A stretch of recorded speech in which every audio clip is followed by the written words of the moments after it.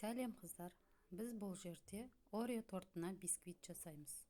Ол үшін бізге 6 жұмыртқаны екіге бөліп аламыз. Сар уызын бөлек, ақ уызын бөлек. Осылай видеодағындай. Және де шекерімізді теңдей бөлеміз. 100 грамын сар уызға саламыз. Қалған 100 грамын ақ уызға саламыз. Бізге керегі бұл жерде сүт және де пісте май. Осылай құрғақ ингредиенттерді какао, қопсытқыш ұнды араластырып дайындап қоямыз. Миксерді баяу бастаймыз. Шекерімізді жаймендеп салып, осылай араластырып отырамыз. Ол миксермен жасасаңыздар да болады.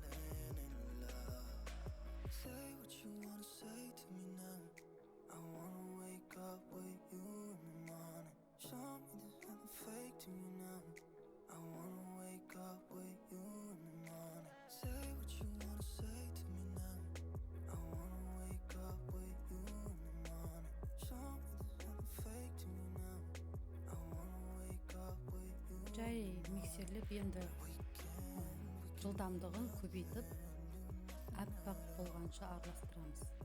Ол араласқанша біз мына жерде сар уыз бен шекерімізді, қалған заттарымызды дайындап аламыз. Сары жұмыртқамызды әппақ болып көпіргенше араластырып,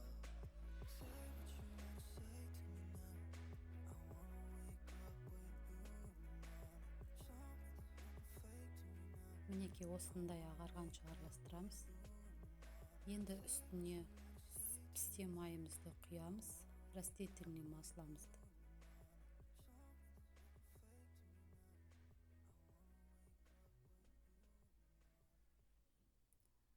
Сүтімізді құямыз салқын.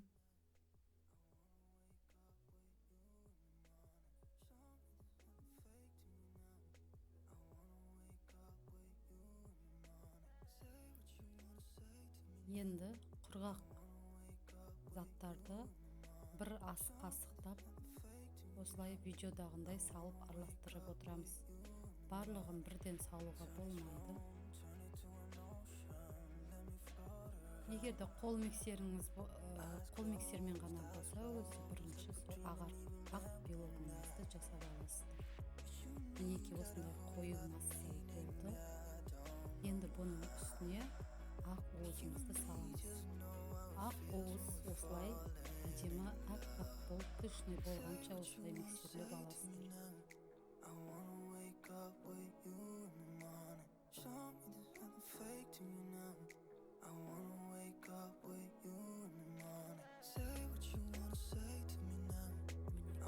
Күшіне әдемі ақ уыз жасалды.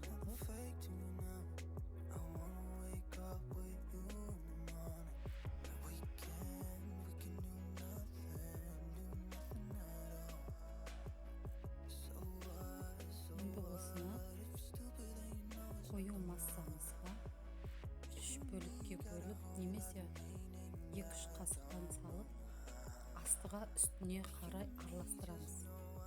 Бұл массаны миксермен жасауға болмайды, немесе қатты араластыруға болмайды. Осылай бір келкі астықтан үстіне осылай араластырып аламыз. Егер де миксерлеп қойсаңыздар, бисквитіміз піскенде көтерілмей қалады. Ақ уызымыз басылып қалады.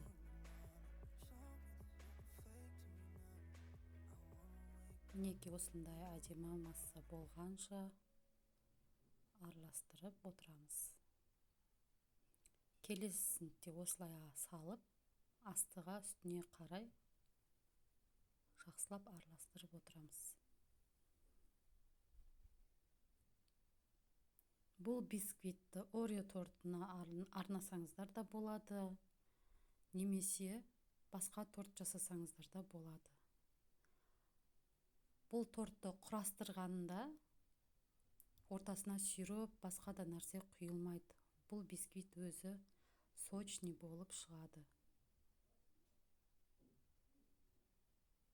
Видеода қиын сияқты көрінгенмен былай жасасаңыздар оңай.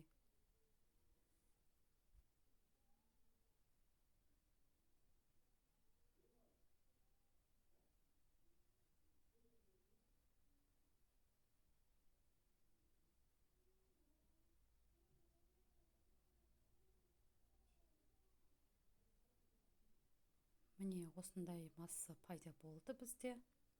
Енді осыны 24 диаметрлік ыдысымызға әдемілеп құямыз. Майлаудың қажеті жоқ, ішінде май бар өзінде. Осылай салып 180 градуста 30 минут піскенше бетін ашпаймыз. Зубочисткамен тексеріп көрсеңіздер болады ортасын. Осылай қасықпен шетке қарап ортасынан істейміз, себебі ортасы қатты көтерілмес үшін. Мінекей осылай пісті, ас болсын.